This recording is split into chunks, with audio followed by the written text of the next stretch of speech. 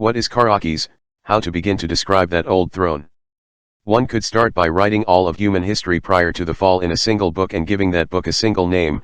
Is Karakis today the same as its founding colony? Is Karakis the Anorum Possicalia or the Anorum Tyrannus? Is it the new federation, or is it the baronies? To those who hate her, Karakis is a wheezing crone, shambling towards an end in teeth and blood.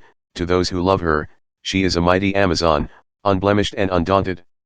The truth is that Karakis is immune to the damnation of the partisan and undeserving of the praises of the worshipper. She is both crone and Amazon. She stands alone in human history, for better or worse, and defines the arc of our species as both lodestone and diadem. Begin here.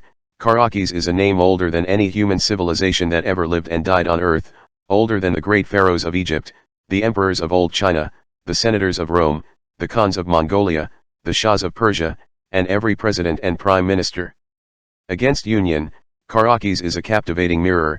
The two great powers of humankind are fascinated with one another, scale notwithstanding.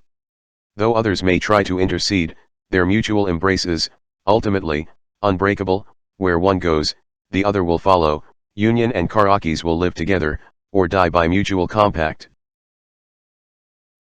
The terminal decline of Earth did not drag with it the colony on Karakis, distanced as it was by a gulf of space and relative time so vast that information itself could take decades to arrive.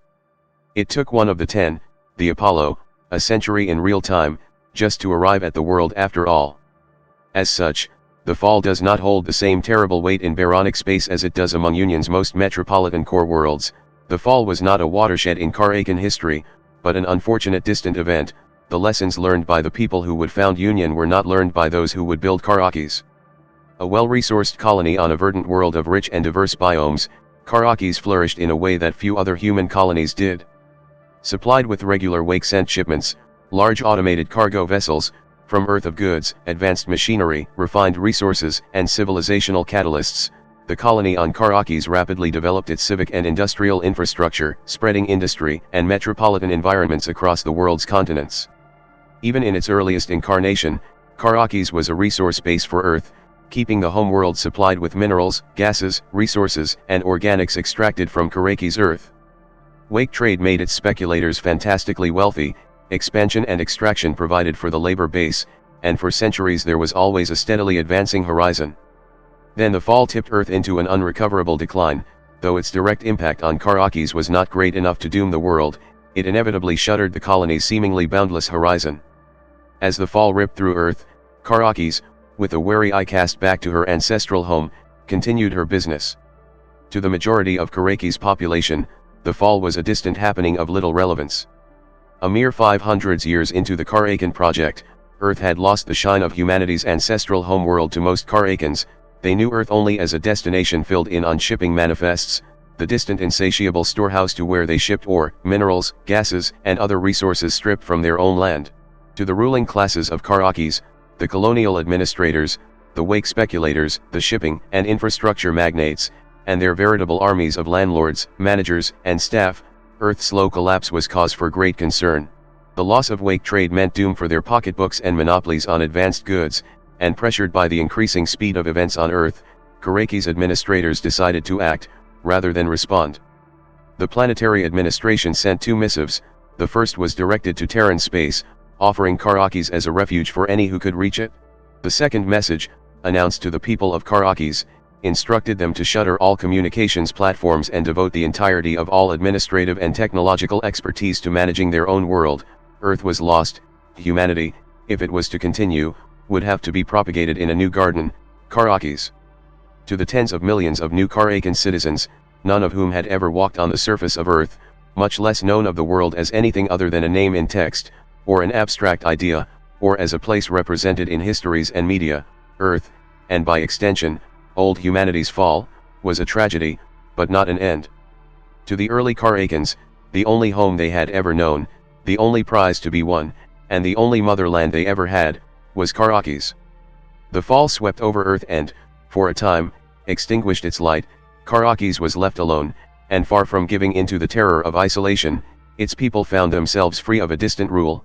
They could, they discovered, rule themselves. And so they did, for a time. Memo issued on the account of cessation of communication between Earth and Ka-02b, Karrakis. For public release, authored by the Office of the Governor. My fellow citizens, it is with a heavy heart that I must inform you of our sister world's silence, and issue a standing order of emergency administration.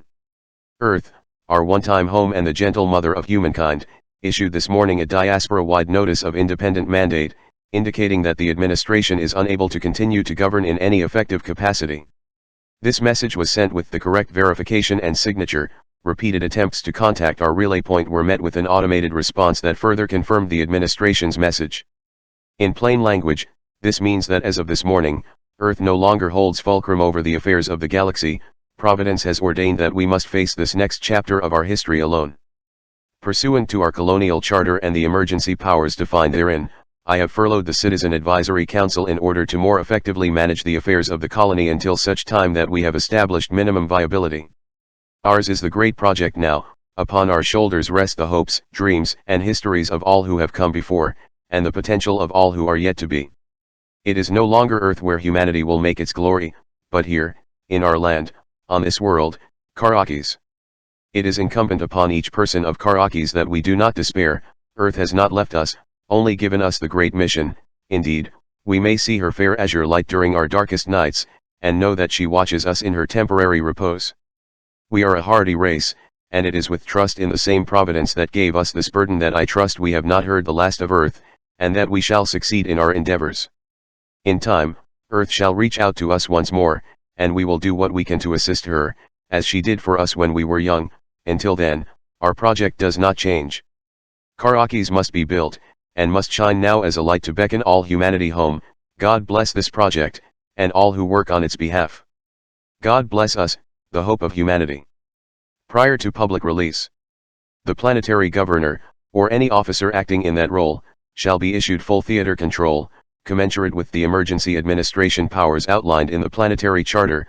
The Citizen Advisory Council shall be furloughed until further notice, though informed prior to any new edicts. Upon formal cessation of communication with Earth, the Pontifex shall offer solemn prayer. The security prelector shall post guards at all storehouses, warehouses, supply depots, power stations, medical buildings, administrative buildings, and so on. Records retrieved from Preanorum Federal Karakan Archives.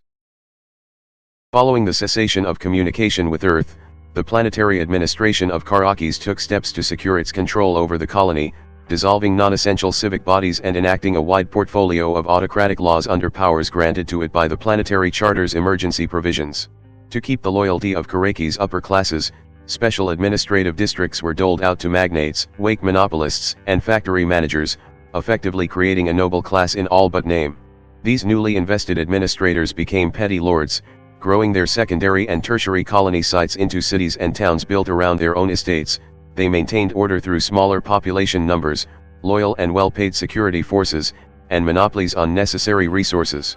The people of the colony's municipal core, however, responded to these dramatic orders with surprise and anger. Earth was a distant world, not one they knew well, nor one that they considered themselves dependent upon.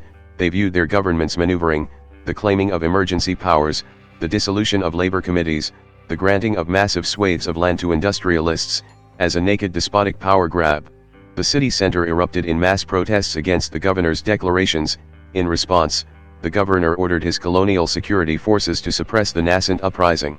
The campaign that followed stretched into a bloody, roiling, year-long conflict that tore Karakis apart, destabilizing what had once been a cohesive centrally administered state into affiliations, alliances, and détentes of counties, municipalities, and landed estates. In its own attempt to maintain control, the ruling power on Karakis completely obliterated itself. Wake monopolists and newly enriched special administrators used their wealth and influence to raise private armies and build compounds, declaring independence from the colonial government and peeling away what little control it had until nothing remained. Karakis' masses were cowed through massive applications of violence, or turned against each other along lines of municipal and territorial loyalties. In this sense, the fall, in its own way, reached Karakis. This time came to be known the Malay period. It persisted for roughly 6 centuries before eventually quieting as regional powers coalesced around self-styled administrators and governors, warlords, in plain language, who held monopolies over resources and production facilities secured in the initial eruption of violence. Karakis proper was lost, a city ruined by war. Ahead, the world awaited the arrival of its first king.